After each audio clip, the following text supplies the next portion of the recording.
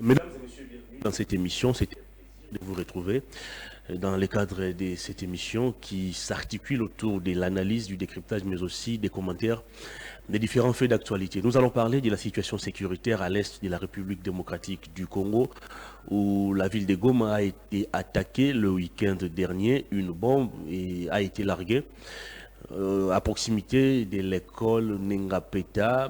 Quelques blessés ont été enregistrés. Jusque-là, le gouvernement n'a pas encore réagi pour donner sa position quant à cette énième attaque. Les hélicoptères de la MONUSCO ont été aussi ciblés par les terroristes du mouvement du 23 mars, M23 en sigle. Comment gérer cette situation? Est-ce Jean-Pierre Bemba est toujours l'homme de la situation? Lui dont la nomination a suscité beaucoup d'espoir au niveau de l'opinion nationale. Nous allons essayer de réfléchir sur cette question. On va aussi aborder la question des contentieux électoraux qui seront traités par la Cour constitutionnelle ce lundi.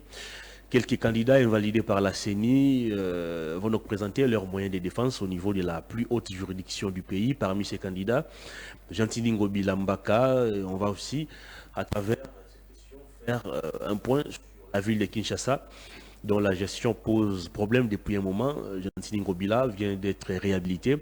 Il a repris ses fonctions. Entre-temps, son vice-gouverneur, Lekoko Mulumba, exige à l'hôtel de ville de Kinshasa la restitution des 300 000 dollars qu'il aurait déboursés de ses poches afin d'assainir la ville de Kinshasa. Est-ce une fiction, une réalité ou un simple montage financier? Nous en parlons dans cette émission avec un cadre de l'ACP, Alliance des Congolais progressistes, parti cher au gouverneur de la ville de Kinshasa, Gentili Ngobi Lambaka. Il s'appelle Maître Gauthier Sopambou. Bienvenue, Maître. Merci beaucoup, très cher Hervé. Je pense que aujourd'hui nous allons parler de la République. Merci pour votre invitation et j'espère que le débat ou soit l'émission sera à l'auteur que comme nous entendons. Je voudrais d'abord commencer par saluer tous les téléspectateurs de cette grande émission qui vont prendre le temps de nous suivre.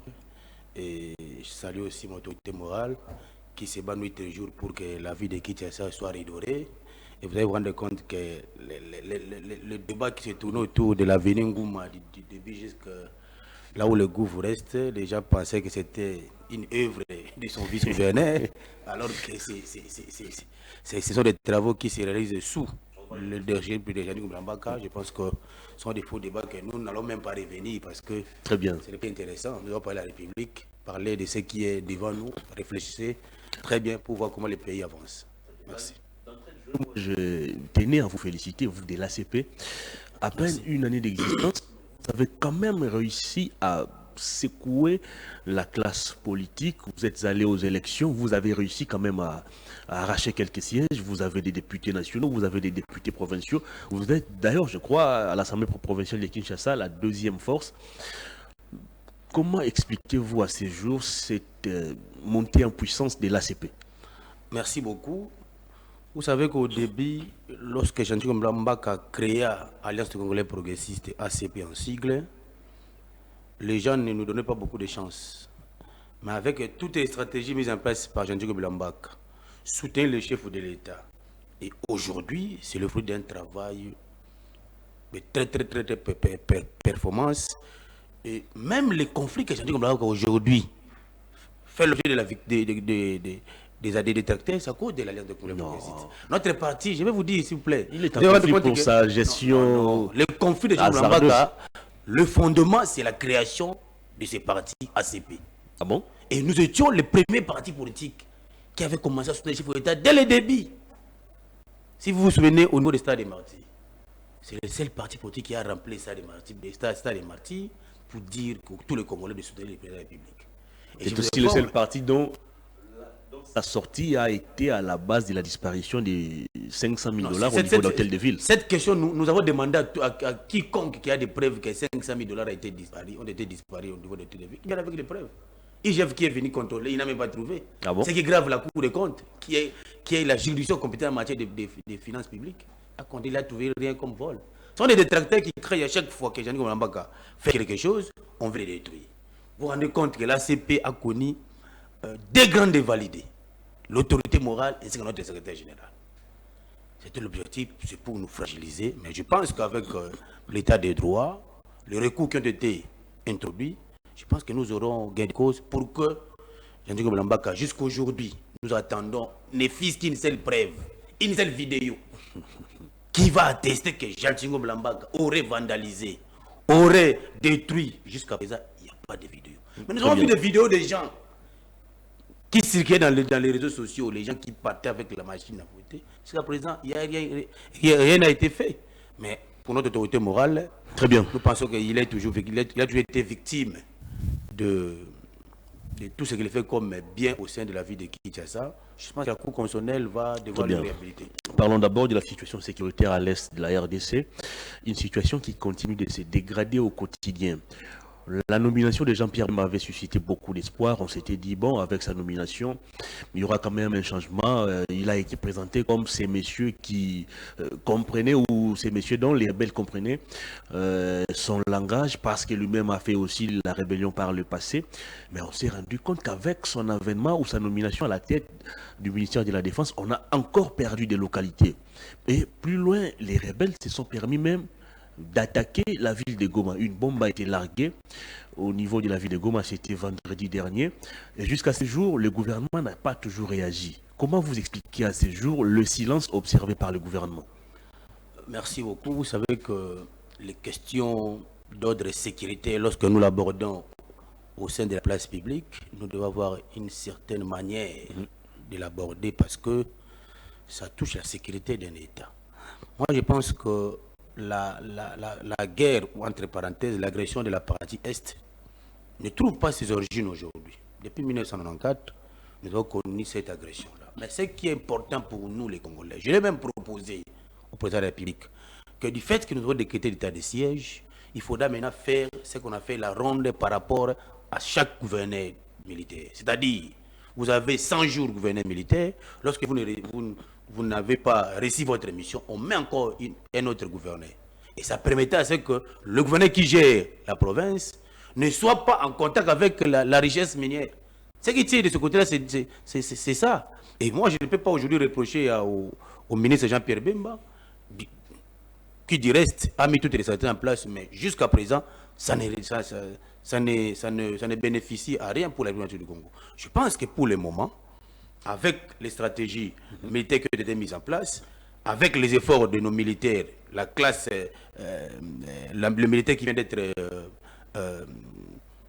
renouvelé, ça va nous permettre à ce que le gouverneur militaire qui gère là, qui a fait 6 mois, 7 mois, sans résultat, je pense qu'il est de bon droit qu'on change de gouverneur militaire. Vous allez vous rendre compte que si on change chaque 3 mois ou 4 mois, le gouverneur qui viendra, il viendra avec le souci de changer les choses. Mais lorsqu'on met le gouverneur militaire, on dégrade l'état de siège, la même situation perdue. Donc nous pensons comme si nous tournons autour de la peau. Et ça ne permettra pas à un État d'être sécurisé. Aujourd'hui, aussi je vais tirer la sonnette d'alarme, mais pour rappeler le ministre Jean-Pierre Bemba. Le rôle du ministère de la Défense, ici, c'est de sécuriser également l'étendue de notre pays. Lorsqu'il y a une partie de notre pays qu'on ait toujours des problèmes chaque jour, eh bien, nous ne serons pas d'accord avec ce que j'ai. Je rappelle au ministre de faire appel au gouverneur militaire qui gère ce coin-là, de faire de bons travaux qui vont permettre à ce que la partie Est, la paix revienne. Parce que ceux qui meurent là-bas, et puis les sang des Congolais, ils gagnent à tout moment. Mais nous n'allons pas permettre à ce qu'il y ait des morts, il y ait des attaques, alors que nous avons des vaillants soldats qui sont là au front pour défendre la patrie et la même situation. Des vaillants soldats qui sont contraints d'observer ou d'appliquer le cessez-le-feu qu'on a signé à travers l'accord de Luanda. Exactement. Comment on doit imposer à une armée un cessez-le-feu alors que son territoire est attaqué et même conquis par des forces négatives? C'est ça. Ici aussi, les problèmes se posent. Le cessez-le-feu signé, d'une part, la RDC respecte le principe, d'autre part, le M23 ne respecte pas le principe. Et je me pose la question, quelle est la nature juridique du M23? M23, c'est un mouvement rebelle. M23, c'est une armée d'un autre État. Il faut le définir. Et nous avons dit avec des preuves tangibles que le militaire du M23, ce sont des Rwandais déguisés. Et vous n'allez pas oublier que nous avons arrêté les militaires avec les cartes rwandaises. Nous sommes partis le présenter au niveau de notre facilitateur, Lorenzo. Quelle a été la suite? Et par contre, Kagame vous dit qu'au cours d'un échange avec d'autres chefs d'État, il a posé la question à notre président de la République sur les origines des M23 et notre président aurait dit que les M23 c'était des Congolais. Et Kagame vous demande, alors depuis quand cette question concerne le Rwanda? Parce que ce sont des Congolais qui agressent leur propre pays. Dans la même logique, la vraie question, pourquoi Kagame s'intéresse toujours de M23? Pas les autres présidents. Parce que vous l'accusez de soutenir le M23. Parce que nous avons des peuples attestés que c'est Kagame qui finance M23. Nous avons arrêté les militaires, ils avaient les cartes rwandaises. Et aujourd'hui, moi je me demande, la mission des Nations Unies, si nous avons la charte des Nations Unies, à son article 1er, permet à ce que les États membres bénéficient de la paix et la tranquillité. Mais lorsque la RDC est victime à chaque fois par le M23, maintenant quel est le rôle des Nations Unies qui a pour mission principale de maintenir la paix? Donc, le M23 défie le monde entier. Ce qui est grave. Nous avons vu notre fois là qu'on dit que le M23 a des armes sophistiquées. Il tire des armes sophistiquées où? Donc moi je pense que pour le moment, même les sanctions à la contre de Kagame devaient être prononcées. Même l'embargo que nous étions victimes notre fois là, gloire à Dieu avec les stratégies du chef de l'État, la diplomatie, quand même, nous avons eu un petit soulagement du fait de cette sanction d'embargo. Kagame également devait être sanctionné. Le M23 devait être sanctionné, d'être sous embargo. Vous allez voir que les différentes sanctions allaient nous permettre à ce que le M23 rentre chez eux. Est-ce que la stratégie diplomatique telle que adoptée par les chefs de l'État n'a-t-elle pas montré ses limites? Parce qu'aujourd'hui, il est clairement visible que les M23 n'ont aucun respect pour tous les accords conclus entre notre gouvernement et leur mouvement rebelle. Non, ce qu'il faut savoir, c'est que si le chef, quand vous dites que la diplomatie a échoué, moi j'ai dit non. Je dis qu'elle a montré ses limites. Non, elle n'a pas montré ses limites. C'est qu'il faut savoir que nous sommes le respectueux des principes. Nous continuons de perdre des localités. Nous continuons d'enregistrer. Jusqu'à présent, la République démocratique du Congo ne fait que respecter les principes. C'est le fait de ne pas. Les accords qui ont été signés pour que le M23 rentre et c'est mais jusqu'à présent. Mais est-ce que ce n'est pas de la naïveté de notre part? Il y a deux voies. Nous respectons les cessez-le-feu et de l'autre, les rebelles continuent de tuer nos frères. Voilà pourquoi je voudrais venir par rapport à ça. C'est-à-dire qu'il y a deux volets. Il y a le volet diplomatique, aussi le volet, ou nous pouvons dire le volet déclarer la guerre. Ici, la RDC est en train de voir comment finir le volet diplomatique. Et moi, j'espère que le chef d'État l'avait dit bien dans une radio de la place que lorsqu'il y aura à la moindre donc il aura je pense que c'est pour le moment que le chef peut prendre toutes les dispositions utiles. Oui, le VPM des affaires étrangères, Lutundu l'avait été aussi clair. Une fois qu'on touche la ville de Goma, on va appliquer sur le même ton. Exactement. Mais ça fait 3 jours déjà qu'on a attaqué la ville de Goma, rien n'est fait. Nous avons le rôle que de rappeler le chef que ici le M23 avance. Nous devons maintenant aller dans l'offensif. Si nous prenons toujours l'hypothèse de la diplomatie, le M23 ne va pas respecter. Et vous allez voir que si nous prenons le... Parce que nous avons, aujourd'hui, avec la capacité, il y a que toi à un autre niveau, ça ne permet pas de M23. Nous devons aller tout droit au but. Vous allez voir que lorsque nous allons attaquer M23 là, 1 ou 2 jours, M23 va disparaître. Alors s'il faut activer l'option militaire, qui sont ces militaires ou quelle est cette armée qui va aller combattre au fond? Est-ce les FARDC ou toutes ces armées étrangères qu'on a appelées dans le cadre de l'EAC pour pouvoir nous apporter du tonus dans l'éradication de ces différents groupes armés? Non, moi je pense que dans un État souverain, on ne peut pas compter sur les autres d'abord. Nous avons une armée qui a été... C'est pourtant ce qu'on a fait. Non, je viens. Nous avons une armée qui a été réorganisée avec le chef d'État aujourd'hui. Nous avons une armée aujourd'hui qui a été bien organisée, bien outillée. Nous devons premièrement faire appel au FARDC. Et si, parce que nous également aussi, si nous estimons que notre capacité d'intervention ne sera pas à la hauteur, mais moi, à mon humble avis, je sais que je vois, nous avons le militaire, nous avons les armes, nous avons toute la logistique possible qui pourra nous permettre de... Pourquoi nous sommes allés recourir à l'EAC? Je viens. Et bientôt, il y a la SADC qui va aussi intervenir. Il faut comprendre. La stratégie vers ce que raconter l'ennemi chez lui. Nous avons pensé peut-être la première stratégie lorsque nous allons entrer la EAC avec tous les autres pays limitrophes de la RDC, nous pouvons trouver la solution. nous sommes tous des humains, que ça n'a pas marché. Ici, il faut choisir notre option. La vraie option aujourd'hui, c'est de la guerre avec le Rwanda et le M23. Qui va profiter de cette guerre? Non, mais pour l'instant, de protéger la patrie. Mais ces gens-là ne font qu'avancer. Quelle est la solution? Les gens ne font qu'avancer. Quelle est la solution? Parce que nous avons respecté les cessez-le-feu. Tous les accords signés, nous l'avons respecté. Mais le M23 ne respecte aucun principe, aucun accord. Et ceux qui nous voient, ceux qui nous regardent là, tous, la communauté internationale, les Nations Unies, quelles sont les dispositions prises par rapport à ça? Mais si c'était la République du Congo, vous allez voir qu'il y aura des sanctions. Embargo, vous n'allez pas quitter les sols, tout ça. Mais le M23, qui est un mouvement rebelle, qui n'a aucune considération sur le plan international parce que c'est un mouvement rebelle. Mais les Nations Unies, vous devez agir. Sanctionner les fils. Est-ce que ce sont les Nations Unies? Et la vraie question, avant que vous me posiez, s'il vous plaît, maintenant le M23, prendre les armes où? C'est la question qu'on se pose. On parle tantôt de la complicité entre nos officiers et ces rebelles. Il y a des rapports même qui attestent sur blanc. Il y avait des généraux au sein des FARDC qui collaboraient avec ces rebelles. Mon très cher ami, nous n'avons qu'une seule patrie, la République du Congo. Vous n'allez pas vivre mieux qu'ailleurs. Ici, vous vivez mieux. Alors que lorsqu'il y a les sangs des Congolais qui courent, nous devons, vous et moi, se lever pour dire non. Et ça devient de trop. Moi, au moment quand je parle de ça, j'ai des larmes aux yeux, je me pose la question, nous allons où?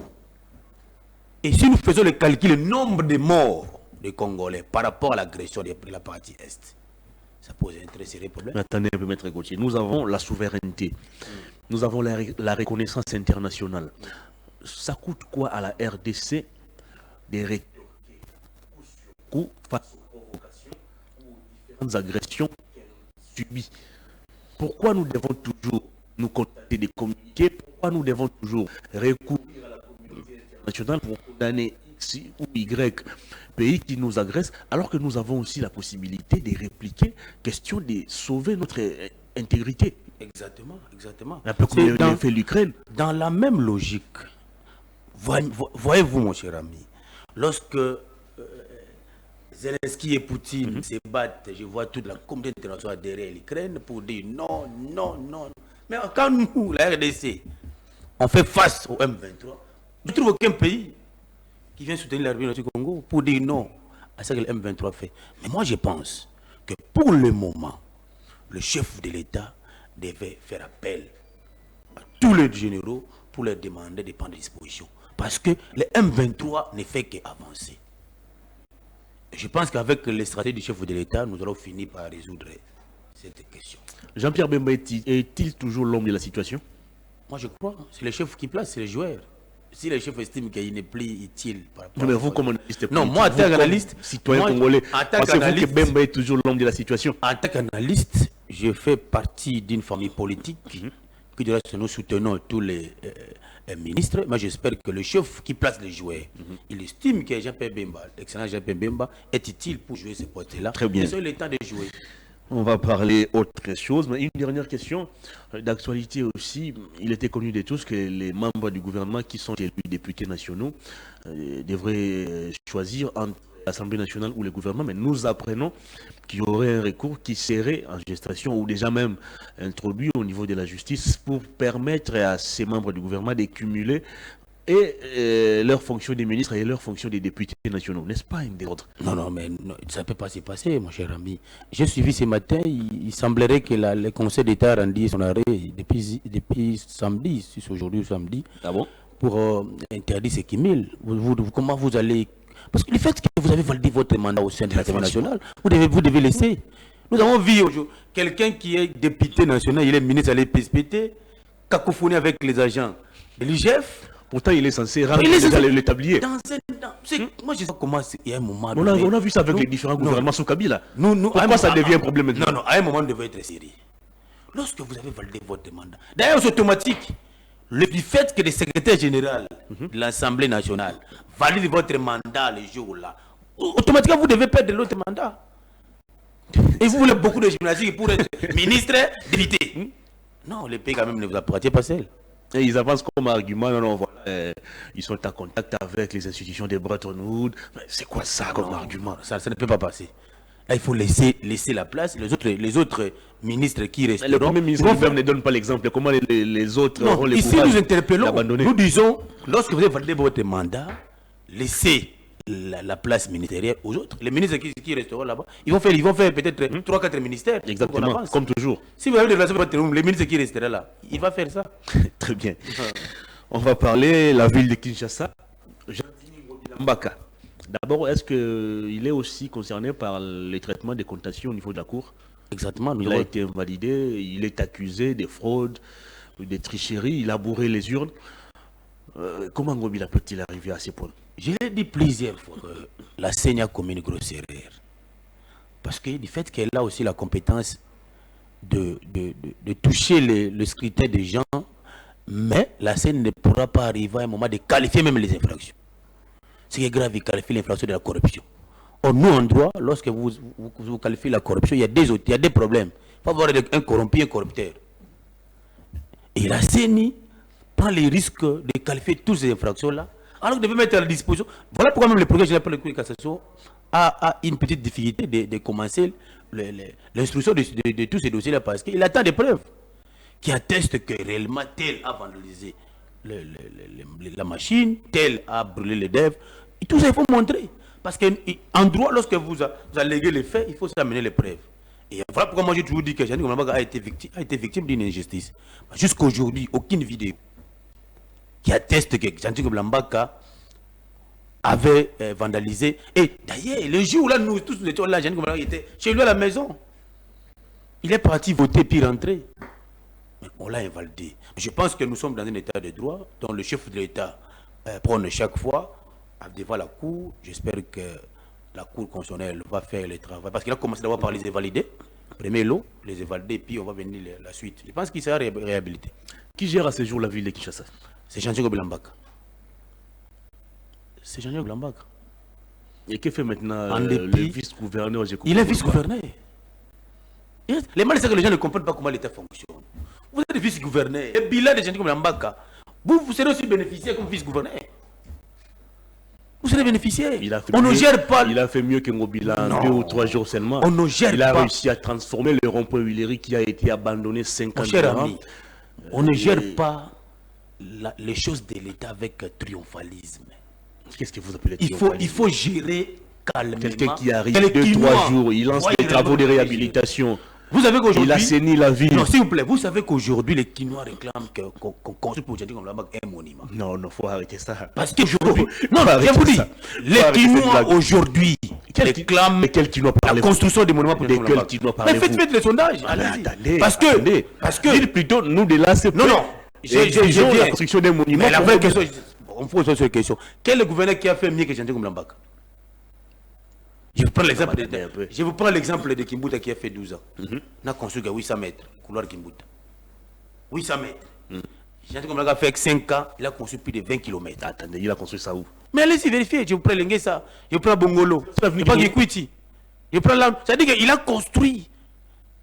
Aujourd'hui, à l'aise dans l'espace d'embellissement, nous avons le parc Maman Marthe, que les gens ne veulent pas que nous puissions citer. Jean-Denis Ngomba. Aujourd'hui, à la gare centrale, vous voyez qu'on est en train de construire une roue. C'est-à-dire que Jean-Denis Ngomba fait des choses pour l'intérêt des Kinois sans beaucoup parler. J'ai été surpris. Moi, Gauthier, de voir quelqu'un qui embellit un rond-point, il met toute une machine numérique pour communiquer. Il me dit, mais pourquoi, pour quel intérêt? Il faut ici souligner que cet espace a été abandonné autant d'années. Comment abandonner? Les gouvernances d'Ngobila sans jamais être entretenu. Et lui, il arrive, mais après 2 jours, il transforme. Vous savez que notre pays, la République du Congo, avait les marchés les plus sales au monde. C'est ce que vous appelez communément Zando. Là encore un autre problème. Aujourd'hui. Un autre problème. Non, aujourd'hui. Vous avez envoyé des familles entières au chômage. Allez-y aujourd'hui. Les travaux qui étaient prévus. Le problème, c'est que nous devons mettre les gens dans des conditions normales. Les gens vendaient sur la saleté, dans les désordres. Aujourd'hui, quand vous partez, vous allez vous rendre compte que nous avons les marchés les plus modernes de l'Afrique centrale. Quand vous allez descendre sur terrain, vous allez voir que presque 90% des travaux presque exécutés. Nous attendons le finissage pour que l'Inde soit à disposition des Quinois et des Quinoises. Tout ça, il faut mettre d'actifs. Déjà, Djoko Blambaka, mais bien sûr, sous des chiffres du chef de l'État, Fachi Beto. Non, mais on va pas sur le côté. Mais moi, je dans la réalité. Soit on est noté dans le bâté. Soit on est qui dans le bâté. Ça veut dire que je vous parle des réalités de Djoko Blambaka. Ce qu'il a fait dans la vie de Kinshasa, aucun gouverneur n'a rien noté. Allez-y, faites-moi la l'étude comparative, la exatée. Tout le monde a une réalisation. On ne peut pas mentir. La ville de Kinshasa, frappée terriblement par l'insalubrité. Sous Gentini Mobilambaka, la ville de Kinshasa inondée comme pas possible après chaque tour. Non. D'assainir même l'avenue qui passe devant son bureau là. Les caniveaux. Non, j'ai dit ceci. Quand il pleut, il est dans l'impossibilité d'accéder dans son propre bureau. Qui est censé tirer les caniveaux? Comme meilleur. Non, je vous dis qui est censé tirer les caniveaux. Les balles, c'est parce que nous sommes dans une province où les institutions y sont. Le problème, c'est qu'il y a des compétences exclusives du gouverneur, il y a des compétences exclusives du gouvernement central. C'est le problème. On ne peut pas construire la route qui appartient à la compétence exclusive du gouvernement central. C'est ça. Mais ce qu'il fait, moi, je n'ai pas dit qu'il a fait les 100%. Mais ce qu'il a pu réaliser au sommet de la vie de Kinshasa, et si Kinshasa c'est là qui ne sait comme il est lourd. Merci parce que vous savez quand même quelque chose. Je m'attendais à la construction des avenues Elengesa, Kikwit, Gambela, Landou, La Paix, beaucoup de routes. L'avenue Kabamba est placée sous la responsabilité du gouvernement central ou du gouvernement provincial? Vérifiez, vous allez voir de quel c'est. L'avenue Kabila. Il faut vérifier. C'est-à-dire qu'il faut vérifier. Si vous vérifiez, vous allez me dire que non. L'avenue Kastaï. On ne dit pas que Kobilambaka a fait tout. Non, je dis ce qu'il a pu réaliser. Ces réalisations-là, aujourd'hui, Ezali, ma lampe pour la Bakinois. Il faut te merci, Jean-Jacques Blambak. Qui construit à peine 3 avenues. Pas 3 sur la centaine. Pas 3 avenues. Qui compose beaucoup d'avenues. Beaucoup d'avenues. Je vous ai dit, Elengesa, Kikwit, Bongolo, Landou, De La Paix. C'est beaucoup. 24 ici. C'est beaucoup. Il a construit beaucoup. Il a construit sur l'avenue 24. Il a construit. Ah bon? Allez vérifier, vous allez vous rendre compte qu'il a fait quelque chose. C'est quelqu'un qui a fait quelque chose. Bandegolanga a De La Paix. Une route impraticable. Il fallait, Jean-Jacques Blambaka, Ayana Kinshasa, pour Kassalam. Vous comprenez? Ça veut dire qu'il faut, l'homme de ces malams, il faut tout être l'avenue. Si quelqu'un construit, si quelqu'un construit, boulevard, rond-point Willery, à celle où il fallait la trompette belé. Mais il faut voir. Il fallait voir le temps. Mais le temps, non. On ne construit pas seulement. On ne construit pas le temps. Les ronds-points où il est riche. Il faut ça, Moussala, Oyo, transformer. Et tu la libéla. Au sein Moussala, tout ça, il est là, le bambin des pélatés, la bienté. Ah, bah, il pélaté les l'autre. Oh. Quel est le bouton, mon ami? Il est pélaté les l'autre. Il a flou. Ah, bon, Yabino. Bon, Yabino. T'as mis la flou. Bon, Yabino, n'a pas passé mouille de la rasoute. Non, mais allez-y vérifier. Il passe mouille de la rasoute. Il faut limiter. Il passe mouille. Ah bon? Allez-y limiter. Qui cherche la limiter? N'a pas le limiter. N'a pas bypass. Il y a un mouille d'attente. Non, il y a un mouille d'attente comment? Mouille des attentes. Comment ça? Avenue de l'université, mouille des attentes. Exact. Nous étions la propre tête ici. Commandant, on voiture comme une université de Kinshasa, mouille des attentes. Allez-y vérifier. Moi, je me ça maintenant. Mais bâtiment demandé. Même le président public, lorsqu'il réalise beaucoup de choses, mais les gens ne veulent pas accepter. Le chef de l'État Félix n'a 5 ans à Sali. Il a fait beaucoup de choses, mais les gens ne veulent pas accepter. Ensuite, il faut maintenant communiquer avec le règlement. Non, Fatih ne pas Sali Moussa Lebele. Dans le deuxième mandat aussi, il va encore faire mieux. Il faut tout passer pour passer la maladie. Mais les gens ne veulent pas accepter ça. L'élection du gouverneur arrive. Est-ce que Ngobila a-t-il l'intention de briguer un deuxième mandat à la tête de la ville de Kinshasa? Il n'est pas interdit à Jean-Jacques Blambaka de briguer le deuxième mandat. Est-ce qu'il a l'intention de le faire? Il ne lui est pas interdit. Si nous avons déposé au mot pour nous dire que nous voilà, nous voilà. Est-ce qu'il a un bilan nécessaire capable de plaider sa cause? Un bilan très significatif. On sait aussi comment ça se passe. Hein? Il faut corrompre les députés. Bon, il a suffisamment de moyens pour le faire. C'est-à-dire que nous allons présenter au Kino d'abord les 5 cas de Jean-Jacques Blambaka au sommet de la ville de Kinshasa. Il y a un échec total. Pas un échec. Parlez-nous du projet Kinbopeto par exemple. Non. Qu'est-ce qui a été fait? Pas un échec, mais il y a eu quand même quelques avancées. Kinbopeto, qu'est-ce qui a été fait? Il y a eu quelques avancées. Parlons de ces projets d'abord. Je ne vais pas aller dans les cas particuliers. j'ai englobé les bilans. J'ai dit, non, je ne vais pas aller dans les cas particuliers. J'ai englobé les bilans. Non, j'ai dit que dans son bilan, dans son actif, non, les bilans, c'était fait secteur par secteur. Allez, secteur d'infrastructure. Ne choisissez pas votre secteur. Mais c'est ça. On va aller bolo. Parce qu'il y a eu quatre axes d'action à Jean-Jacques Blambag. Vous comprenez? Aujourd'hui, nous avons la société El Barak des Turcs pour l'embellissement. Il ne peut pas vous parler. En train de faire le travail nuit et jour pour quelque chose dont vous pouvez tourner. Attendez, Maître Gauthier. C'est une société, ils ont des experts en matière d'environnement. Maître Gauthier, si vous êtes sur les boulevards du 30 juin ici, au Méli-Jus, bouteille no web. Mais il y a aussi ce qu'on appelle la gestion des communes. Moi, je ne peux pas. Non, laissez-moi. Quand vous partez de Manafrique d'ici. Mais les communes sont gérées sur base d'une politique mise en place par les gouverneurs. Je dis ceci. C'est lui le patron. Non. Le gouverneur ne peut pas faire tout dans la vie de Kinshasa. Il reçoit les bourgmestres. Tous les bourgmestres, c'est pour le travail. Il donne aussi des moyens assez. Mais est-ce que le gouverneur reçoit les moyens où? Mais lui, il reçoit des moyens de la part du gouvernement central. C'est d'ailleurs l'un des rares gouverneurs qui reçoit encore. Non, j'ai dit depuis 5 ans, il a reçu que 7 mois. Non, attendez un peu. À un moment donné, on décaissait 2 millions, je crois, pour l'entretien de la ville de Kinshasa. C'était presque. Il en a fait quoi? Il a fait ce qu'il a fait. Mais voilà pourquoi aujourd'hui la ville est encore dans un état. C'est que vous qui êtes de l'opposition, pas vous, les gens qui sont de l'opposition, là où ils ont PMB parce qu'ils sont dans l'opposition. Moi, je vous ai dit. Non, mais ici, c'est des. Non. Je vous ai dit ici. Nous avons trouvé la vie de Kinshasa à un niveau délabré. Jean-Jacques Blambag a vu Kinshasa. Aujourd'hui. Kimouta qui vous a laissé même pas encore. Ah, est-ce que tu sais comment les comptes nous se transcrivent? C'était un accord, un partenariat avec un privé. Et nous avons trouvé beaucoup de choses. On ne peut pas dire des choses à la presse publique. À quoi Ngobila est meilleur gouverneur? Au niveau de l'hôtel de ville, il y a des impayements comme pas possible. Non, même les membres de son propre gouvernement ne sont pas payés. 20 mois d'arriérés de salaire, 24 mois. Le gouverneur ne paye pas. Donne des primes. C'est lui qui paye, c'est le gouvernement central. Les gens doivent savoir ça. Même les députés que vous voyez, des informations, laissent entendre que le gouvernement décaisse des moyens pratiquement tous les jours. Je vous dis que le gouverneur ne paye pas. Même les députés provinciaux, ils donnent tellement les primes. S'il y a les impayements par rapport au paye des députés provinciaux, c'est le gouvernement central. Le gouvernement central qui doit payer. C'est ça.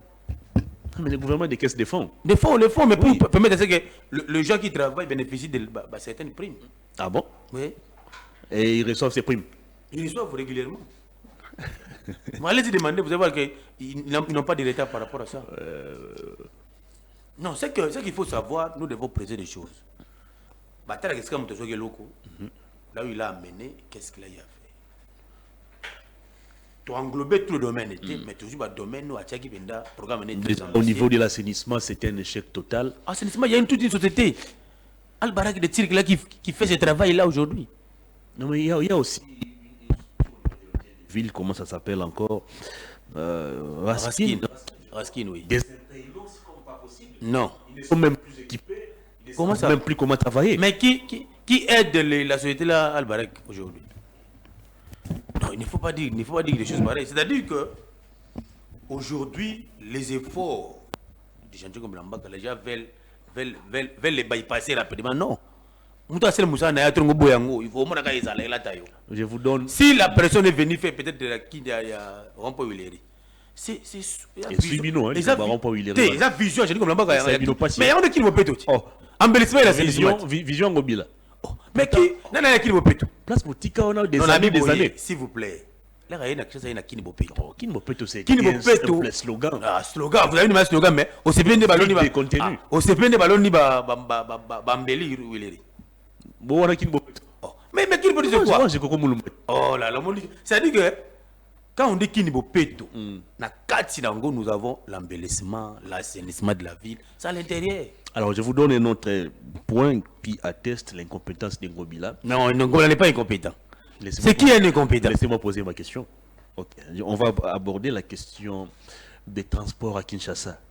il est connu de tous qu'au niveau de l'hôtel de ville, il y a une structure qui gère la tarification. C'est connu de tous que la course, par exemple, Gare Centrale, Lemba ou Matete, c'est 1000 francs par exemple. Mais comment on peut se réveiller un bon matin et que les chauffeurs se permettent de fixer les prix comme bon leur semble? Et cela sous l'œil impuissant des Gentini Ngobilambaka. Alors comment voulez-vous qu'on puisse les traiter des compétents? Non, non, il ne faut pas dire que ici le gouvernement de la ville avait pris une décision fixant le prix. Une décision foulée au pied. Non, non, je viens. Le gouvernement de la ville de Gentini avait pris une décision fixant le prix des transports. Exactement.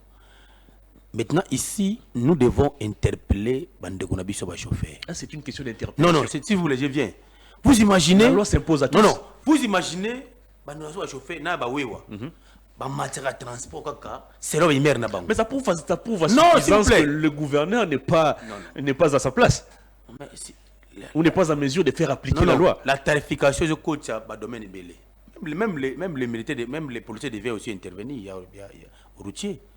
Il faut battre là. Parce que moi, ça me fait très mal. Ceux qui recoulent Hindi, transport 1000 francs, 2000 francs. Tu le fais au Sénat, on ne sait pas, on Congolais. Mais tu n'as pas mis à gouverner, un permis sur tous interpellés. Je ne peux pas comprendre les transports en moto, qui des magasins type pompage à 1000 francs, lorsqu'il fait 21h30, ça quitte de 1000 francs à 2500. Le gouverneur est au courant de tout ça. Non, le gouverneur ne peut pas être en retour. Le gouverneur ne peut pas être partout. Mais il a des services. Il a des services capables de réguler l'affaire. Exactement. Il a instruit. Mais le problème ici, ça reste qu'on interpelle en Degonabiso. Là, moi, je suis dans ce domaine-là. À quoi servent tous ces services si nous voulons mettre à la disposition du gouverneur? Si nous voulons mettre tout quand la moto, il y a gouverneur de la ville qui dit ça, entre nous les Congolais, tout au Soumanate. Il y a des choses qui demandent la morale, il y a des choses qui demandent la sensibilisation. Il y a un transport, un taxi, un bis. Nous devons quitter l'esprit où on est entre bisous. Transport vous imaginez, boulevard ici, Tilemba, à un moment c'est 2500, et quand ça fait, passe 3000 francs. Ça 3500 même. Ici, nous devons même interpeller le chauffeur. Les transports devaient rester intacts. Et aussi, les services habilités devaient s'y mettre pour que la situation soit réglée. Non, il est aussi mais et si il n'est pas informé, service. Non, non, je vous dis, il ne peut pas informer, mais service, l'information. Il est tous les services des équités. Mais nos amis là, chauffeurs, ils s'entêtent toujours. Mais comment ça? Moi,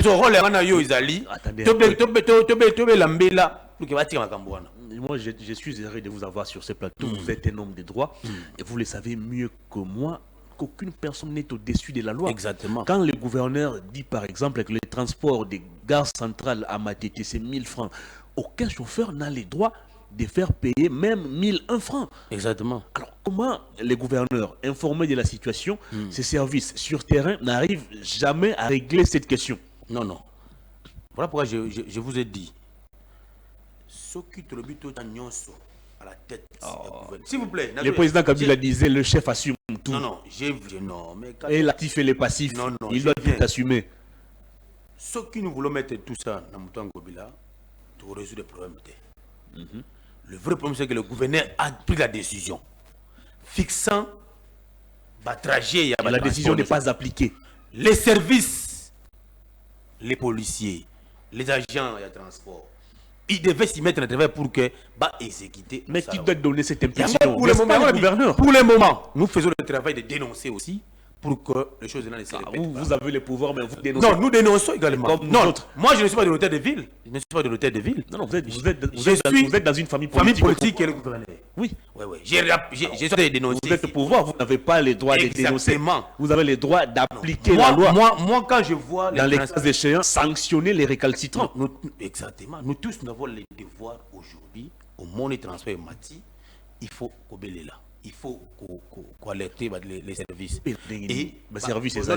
Oui, que le ministre provincial de transport avait largué les agents de terrain pour que ça contrôle fier par rapport à ça. Mais il y a eu les intérêts, il y a quelques blocages. Mais je pense qu'incessamment ici, ils seront aussi terrain pour que les choses ici ne se répètent pas. Vous savez que ça va tout. Voilà. Ça va tout passer. Non, c'est ça. Parce que pour le moment, entre vous et moi, nous n'avons que le droit de dénoncer. Moi, je ne fais que dénoncer comme tout le monde. Moi, je peux dénoncer. Moi aussi, je peux dénoncer, mais pas vous. Non, comment ça? Vous êtes au pouvoir. Nous sommes au pouvoir, mais lorsqu'il faut dénoncer, il faut dénoncer. Pour apporter des solutions aux problèmes des Congolais. Vous n'êtes pas là pour dénoncer. Je prends cette demande en considération. Je vais transmettre à qui les droits. Ah non, le gouverneur n'est pas informé de la situation. Il est informé et je vais transmettre. Je vais encore. Il est tout le temps dans son bureau, jamais sur terrain. Qui dit de l'île, sur terrain. Ngobila, non? Comment ça? D'ailleurs, il est accusé. Vous affirmez les choses. Il est accusé. Non, nous qui restons avec Jean Mbaka, c'est un grand bosseur. Quel bosseur? Il est tout le temps chez lui à la maison. Non. C'est un grand bosseur. Il travaille nuit et jour pour la Kinshasa. Quelqu'un qui arrive à son bureau à 14h. Voilà, ce sont des informations gratuites. Comment ça? Quelqu'un qui arrive au bureau très tôt, il rentre très tard. Vous dites, il arrive à son bureau à 14h pour quitter à 16h. Vous avez des preuves de ce que vous dites là? Les stations de raconter des gens qui disent à la rue, Jean-Claude Malmaga travaille du matin jusqu'au soir pour l'intérêt des Kinois. Et j'étais insisté que les Kinois réclament qu'on le construise un monument. Il faut arrêter parce ça. Parce qu'il a été plaît. Non, mais je te dis, plus de 3 ONG l'ont plébiscité comme meilleur gouverneur de la ville de Kinshasa. Meilleur gouverneur. Les ONG ici, vous n'avez pas vu. Attendez un peu, je viens de vous donner des faits qui attestent son incompétence. Mais je vous dis, il y a eu des ONG officielles qui ont plébiscité comme meilleur gouverneur de la ville de Kinshasa. Attendez. Vous prenez un seul cas, vous voulez me isoler les autres. Plusieurs cas. Allez-y. Environnement. Environnement comment? Infrastructure. Infrastructure n'en parle pas. Infrastructure n'en parle pas. Il a construit. Environnement, aujourd'hui, j'ai voulu nous avoir une société d'experts en matière d'environnement. Ça fait quoi? Ça fait quoi cette société? C'est pour la vie de Kinshasa. Ça fait quoi cette société? La La ville est trop sale. Non. La réponse c'est que il ne faut pas vouloir changer les choses dans un clé d'œil. N'abusez aujourd'hui que les gouverneurs. Vous êtes là pour 2019. Le gouverneur Jean-Luc Mambra a précédé, avec 12 ans. Il vous a laissé New Transkin. Avec quoi? Avec des bus. Avec quelle route? Avec des bus. Avec quelle infrastructure? Ngobila Tongi Nzela. Oh! Ngobila Tongi Nzela. Je vous ai dit, Ngobila Tongi Banzela. Banzela. Ça dit qu'aujourd'hui, nous devons dire que et si quoi quand même moi Kinshasa avait ses bus aujourd'hui, Kinshasa n'a plus de bus. Non, vous avez promis ici les trains urbains, je crois. Les trains urbains, jusqu'à ce jour, on ne sait même plus. Non, les projets Métrokin est déjà en cours déjà. À bientôt là, ça va. Ça va rebondir. J'ai vu 5 ans durant, vous n'avez pas réussi à matérialiser déjà avec les concernés. Que des maquettes. Les mandats de Mobila, que des maquettes. Non, ce qu'il faut savoir que le gouverneur de la ville de Kinshasa avait un programme très ambitieux. C'est un grand programme. Qu'est-ce qui l'a empêché de réaliser ce programme? Il avait majorité à l'Assemblée provinciale. Il était en odeur de sainteté pratiquement durant tout son mandat avec les présidents de l'Assemblée provinciale. Ils se sont brouillés à la fin. Vous voulez résumer pour leurs intérêts. Vous voulez résumer que Jean-Luc Mambaka n'a rien fait. Mais il a fait quoi? Mais là où j'ai dit c'est une mauvaise foi. Comment ça?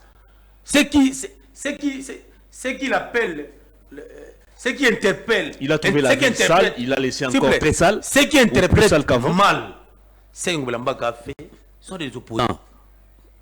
Parce que ce sont des détracteurs également, qui ne veulent pas accepter le fait que Ngobila a fait quelque chose. Il est venu avec le programme, la modernisation de la vie de Kinshasa. Des programmes fallacieux. Non, mais infrastructure. Je vous ai dit qu'aujourd'hui, ESA a venu Nzela où et 6 communes de Lengesa. Ça dit que les bâtiments pas à mon avis, à mon surfacturation. Non, s'il vous plaît. Encore de la surfacturation. Il y a des bâtiments pas à mon ayata na ville là on a Gombia. Moi il y a été parce que il y a qui impraticable. Il fallait Ngobila Mbakaya à Fongola Nzela Lengesa où c'est 6 communes pour la tuba bandobima. Il faut dire le fils que merci. Maman moko le ngokuva kendeki na Lengesa da maman mo yabisi abi ozo mériter oumbela tant molai na bon moyen parce que oui c'est na biso toi on a zéro le gâté mais le lot yo zéro le ça dit il faut dire que l'homme d'Assali il a même avancé parce que les marques c'est parce que il fait qu'il a construit et pas Ngobila voilà on dit monter mais si l'autre est venu à Tongia ma bonne mettre bâti ba chaîne pour filmer non ici nous devons dire quand même merci à Jean-Luc Ngobila ce que vous avez fait. Il n'a pas fait les 100%, mais ce qu'il a fait quand même est trop significatif. Il n'a fait même pas le minimum. Non, il n'a même pas fait le minimum. Il ne faut pas dire ça. Il va quitter la ville de Kinshasa, il laissera les grands marchés fermés. Non, le grand marché ne sera pas fermé. Il laissera le projet Kinbopeto, simple rêve. Il va quitter la ville de Kinshasa. Métro Kin, encore une utopie. Est-ce que vous savez que dans notre ville ici, on avait un problème d'avoir une société pour le traitement des bidons en plastique? Vous savez ça, non? Mais il y a un gouvernement qui a créé une société par rapport à ça. Kintoko. C'est ça, mais vous ne voulez pas. C'est-à-dire que cette société a pour rôle aux bidons en plastique en matière essentielle. C'est pour un gouvernement qui a fait ça. Mais oui, vous ne connaissez pas ça. Je vous donne un devoir. Après cette émission, faites un tour sur l'avenue, ça s'appelle comment, du Flambeau, je pense, hein, sur le vers Bralima. Les ponts là, voilà, les ponts Bralima là. Allez voir ce qu'il y a là-bas comme bouteilles plastiques. Et vous allez revenir pour me dire si la société Kintoko... Voilà, les pommes c'est chez mais je vous donne un fait. Vous particulièrement. Non, mais je vous donne un fait. Je vous ai dit, il fallait Ngobilambak aille en ville à Kinshasa pour que le lot, bidon plastique et le traitement, échelonnement traitement nango, comment est-il? S'il y a des cas isolés, les agents peuvent partir pour que pas de solution Camerounais. Mais tu dis, il y a une société qui a été créée parce que c'est gentil comme qui a créé cette société Kintoko. On va terminer cette émission. La caméra est devant vous. Adressez-vous au public. Deuxième mandat du président de la République. À quoi les Congolais doivent-ils s'attendre? Et la ville de Kinshasa, Ngobila, est-il le candidat de la continuité ou il va s'arrêter? Question de céder le fauteuil à une autre personne, d'autant plus qu'il a déjà échoué. Merci beaucoup. Nous, au sein de notre parti politique Alliance des Congolais progressistes, nous sommes derrière le chef de l'État. Et nous avons réaffirmé cet attachement lors de notre dernière déclaration pour dire que nous soutenons à 100% son excellent monsieur le président de la République, Fatou Beto. Deuxièmement, nous n'allons pas aussi permettre à ce que certains détracteurs qui veulent à tout prix la tête de Jean-Denis Mulambaka jouent avec sa personne. Aujourd'hui, je vous ai dit au début que le conflit de Jean-Denis Mulambaka aujourd'hui, c'est parce qu'il a créé ACP. C'est ACP qui a créé beaucoup de dégâts. Et je vous informe que son conflit, c'est sa gestion. Mais vous avez vu comment nous gestion avons très peu orthodoxe. Vous avez vu comment ACP a travaillé. On avait deux regroupements politiques. On avait Alliance des Congolais progressistes, ACPA et puis ADIP. Mais ADIP a connu ce qu'il a connu. ADIP a été mettre des recours. Je crois que dans le recours, la Cour constitutionnelle a travaillé avec sérénité pour que le recours soit gain de cause. Et aussi, dans tous les médias, notre dossier, notre autorité morale, ça passe aujourd'hui dans la Cour constitutionnelle. Et nous croyons qu'avec l'aide d'Éternel, nous allons réussir. Merci beaucoup, Maître Gauthier. Je vous en prie. C'était un plaisir de vous recevoir sur ce plateau. Merci beaucoup. Mes salutations au gouverneur. Dis-lui de faire mieux prochainement. Il fait toujours mieux. Il va le faire. Il ne sera plus gouverneur, malheureusement pour lui. Comment vous devez même décider si le sort de quelqu'un? Laissez Dieu décider. Mais je regarde sa gestion. Laissez Dieu décider. S'il veut être gouverneur, nous avons tous un papa. Notre papa, c'est le président de la République. Si le président de la République estime que... Non, ce n'est pas le président qui fera d'élu gouverneur. Ce sont les députés provinciaux. Non, je dis c'est... Nos élus qui vont... Exactement. Décider. Si les élus... Je disais que si le président de la République estime que voilà, Ngobila devait faire la continuité, il donnera les cutis pour que Ngobila postule. Ça n'est fini. Merci. Grand merci à vous, mesdames et messieurs, d'avoir suivi cette émission. Merci à toute l'équipe technique. Merci également à l'assistance du brillant Richman Bouka Ingomo, les prochains Américains. Au revoir. D'ici là, portez-vous bien.